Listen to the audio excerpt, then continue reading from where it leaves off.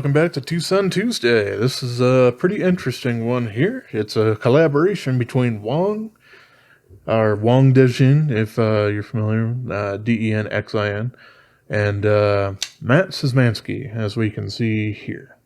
This guy's in 14C28N, as you could probably tell by the video title and all that sort of good stuff. And I do like this thing quite a fair amount. There is one bit of trouble here. This was kind of one of, not the first, but one of the first kind of front flipper things that TwoSun has tried to produce, and this one has that problem of it can smack you in the finger.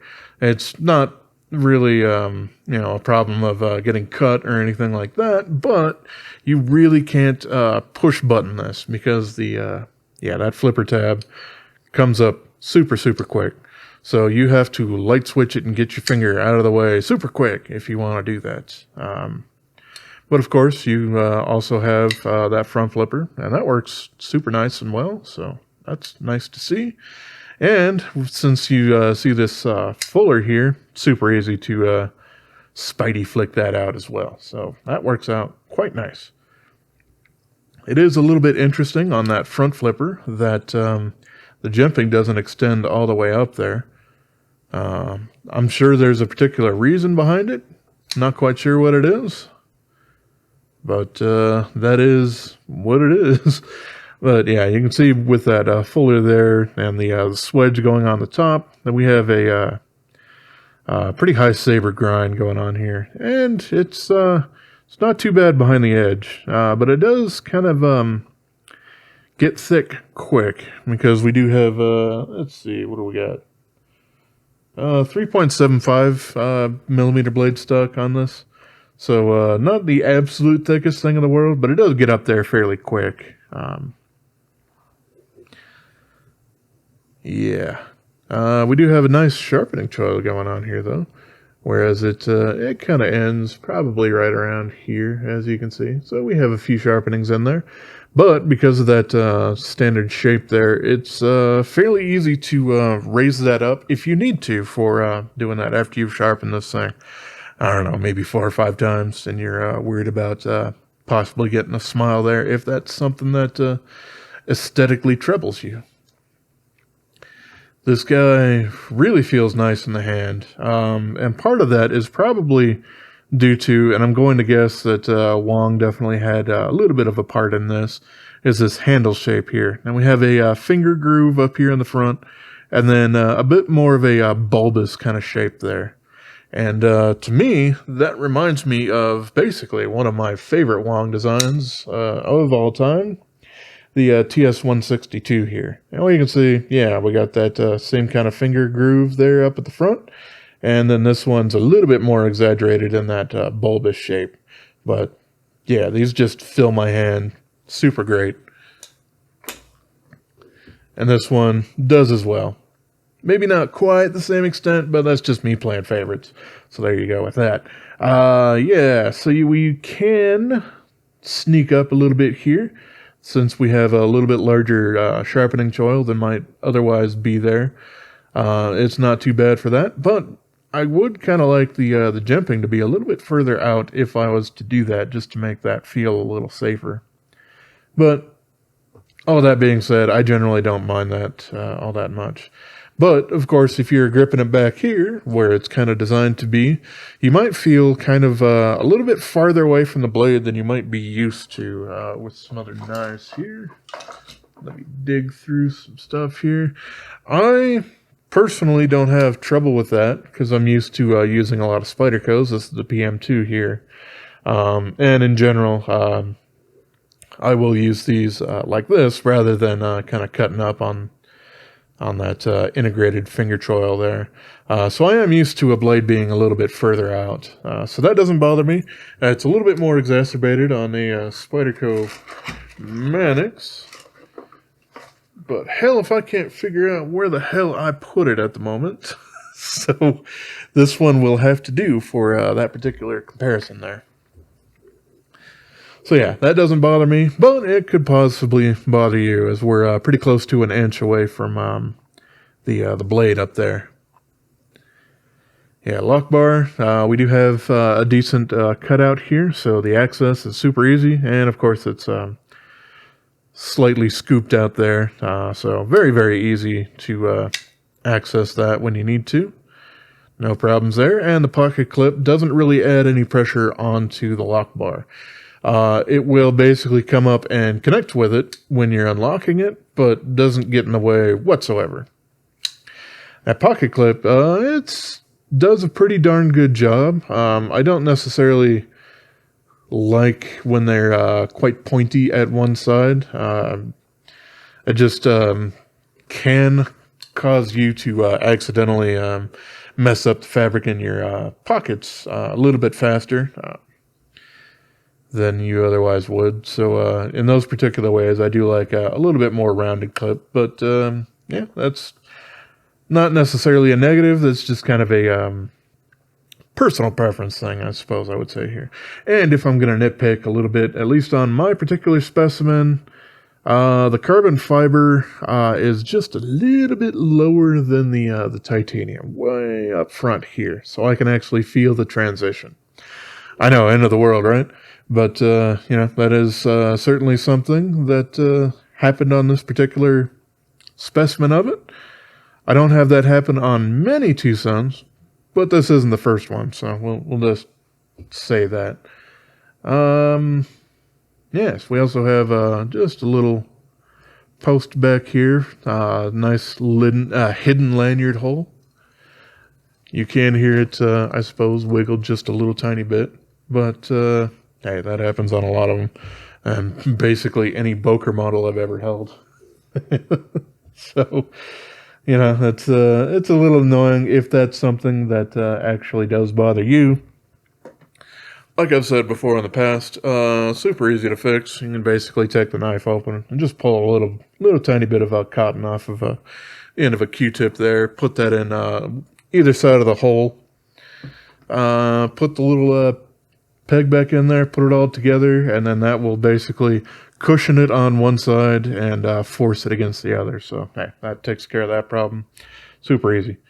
Yeah, let's see. How about if I go ahead and do a little bit of cutting here? I got some cardboard. And yeah, it will definitely cut.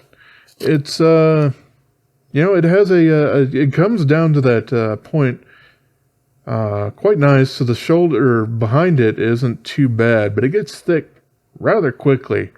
So if you are trying to cut through, you know, multiple layers of cardboard or leather or anything else that can kind of cause troubles with binding, that might become a problem with this guy. But for almost any normal EDC task, works out super great. Let's see. I got the blade stock thickness I mentioned here, but how about the blade length on this? We got 3.65 of an inch. So just a hair under the one that I took a look at last week. But we can go ahead and do a little bit of a size comparison here between this and some others. I got a couple of Benchmades out because why not? People seem to use those for size comparisons quite a bit. Let's see. I had that Spyderco PM2 out there earlier, so I can pull that out. An Endura? Sure, why not? Yeah, that'll give you a decent explanation, I think. And sure, why not? One more. I'll go ahead and pull out the Ontario Rat number 1. Yeah, pretty similar in a lot of those dimensions there. Let's see. Okay, so I got a couple other stats here that I didn't really go over. This thing isn't super thick in the pocket. It's as you can see, it's contoured, so it's not just a flat slab. And at its thickest point, it's 0.54, so it's basically about the same thickness as a PM2, but of course swells out just a little bit there in the middle. For those of y'all in metric land, that's 13.7 millimeters as far as the thickness goes. Let's see. Since I did cover the blade length earlier, that's 92.7 millimeters. For those of y'all in the more sensible measuring part of the world there. And the weight on this guy, it's 4.57 ounces, 130 grams. So not super heavy, but yeah, not exactly a super lightweight, but hey, you almost never get that with a knife that's well over 3.5 inches. So, yeah, take that one way or the other. It's all personal preference there. We don't really have absolutely any problems with what I end up calling a snaggletooth, or when a blade edge is too close to the spine of the handle there when it's closed. So yeah, you are super safe in there. That's really not going to get you. But yeah, do have to worry about that, which it's not quite satisfying when you try to deploy a knife and it doesn't work. But yeah, that also pinches your finger, so it kind of punishes you too. A little annoying. It seems to have happened on a lot of models of newer designers who were playing around with front flippers. For the most part, I think those have kind of been worked out, and most people don't kind of have those troubles nearly as much anymore. But hey, there you go. Yeah, I like this thing quite a bit. Like I said, it does remind me of that TS162 that was also a Wong design. But this has a little bit of front flipper sort of action going on there. Much more traditional blade layout and everything like that. Or shape, that's the word I'm looking for. Because, yeah, I tend to call this kind of a banana spear kind of blade, which is fairly strange, but really, really useful. I really like that thing. But, yeah. And, of course, I should mention this as well. This is in 14C28N. And as you can see, if I show it in certain lights, that, yes, this does have surface scratches on it. And some of those came direct from the factory, and some of them I put on myself afterwards from just putting this through its paces and using it. That seems to happen with 14C28N, especially when you do the higher polished satin finishes on there. I'm kind of guessing if they do this, if they do another production run on this, that they will either change the blade steel to D2, as they've done with so many of their models already, or they'll do a different finish on there. Stonewash, possibly bead blast, but they haven't really done that on very many, so I'm guessing a stonewash would probably be in the cards. Yeah, pretty interesting model. Nice and comfortable there. And a little bit harder use blade grind than it might initially look like it is. But still, does basically all the tasks I could ever really hope for it to do pretty darn well. So, yeah, for those of you who came for the standard review and all the measurements and all that sort of good stuff, that's basically where this portion of the review ends. So I appreciate y'all for watching, and I don't really want to waste your time, but hey, for everybody else, we're going to take a look on the inside of this thing, because of course we do. That's absolutely something I do and enjoy doing. So yeah, we got a couple of screws here on the lock bar side that go into some Chicago screws. And, oh, I got some, yeah, I got me some Loctite all up in this piece. Well, interesting. Yeah, hold on just a moment. I must have done something stupid. Alright, well, bitch didn't listen, and I tried to do this just a little bit on camera, but I didn't have quite enough reach because the camera was getting all up in the way. But what I ended up doing is using this magical vice grip here. This is what's known as an impact driver. And in this particular instance, I do actually have an impact rated T8 driver bit here for it, which, trust me, these aren't actually really freaking easy to find, but there you go. But yes, this is basically all sorts of brute force. Essentially, what I believe ended up happening was I did put on some thread locker on this a long time ago, and I think I got way too much on it, and it kind of squished up past the threads into this area here. So it did take it took a little bit of doing, but yeah, I do have it easily able to do that. Yeah, so I will end up cleaning that up a little bit. As you can see, yeah, I can see some of the stuff that's still kind of sitting there from when that happened. I obviously haven't been inside this thing for quite a while. And it also looks like I'm going to bring my hammer back in for yet another little tiny thing here. I would say normally you won't need to do any of that sort of stuff, but yeah, I'm going to put that right in the pivot there since I'm on a squishy table, and give it a couple of taps. There we go. That just releases that from there. So yeah, on the inside you can see a whole bunch of gunk here. That is not rust.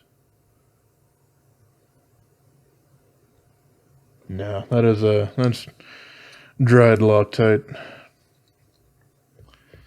So yeah, this was me botching up dealing with that a little while ago. But hey, it at least gives me a nice, good reason to pull it apart and clean it and, you know, do it a heck of a lot better. But, okay, so we have a little bit of pockets here on the inside for lightning, which is interesting because a lot of times they don't end up doing that when they have an inlay on the front of them. But in this particular case, they did. So there is that. The blade stop pin is all up in the blade. And yeah, we got the detent ramp. Jeez, yeah, I really do need to clean that up. I wonder if I got something inside there that wasn't necessarily Loctite or something like that. Yeah, that's interesting. But oh well, I'll end up cleaning it up. No problems there. Yeah, we got their standard ceramic bearings, and we do have a bit of a D-shaped thing going on here in the pivot, which I also have extra crap on that I need to clean.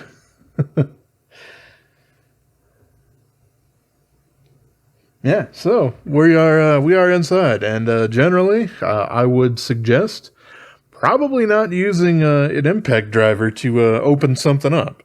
In this particular case, because I was familiar with exactly what it had and hadn't been done, and I have been into this before, I knew that this wasn't using permanent Loctite, so I didn't really have to worry about that. Still, I probably could have used a soldering iron on it or something like that, but I really did want an excuse to pull this guy out. And yeah, just because of how little effort was actually needed for this thing, it seemed like it was a good idea at the time. But still, yes, I can't really advocate, hey, slam open your knives with an impact driver and a hammer. But there you go. Like I said, I tried to record it, but the hammer was just getting too close to the camera there, and yeah, it was just a pain in the ass, so I had to move it out of the way. But hey, we're in there. Took a look at it. In this particular instance, I'm not going to put it back together because I'm actually going to clean out all this crap on the inside. And that's not really going to be fun or enjoyable for anybody to watch. So, yeah. As always, I appreciate you for watching. And have yourself a wonderful rest of your day, yo. Yeah, subscribe.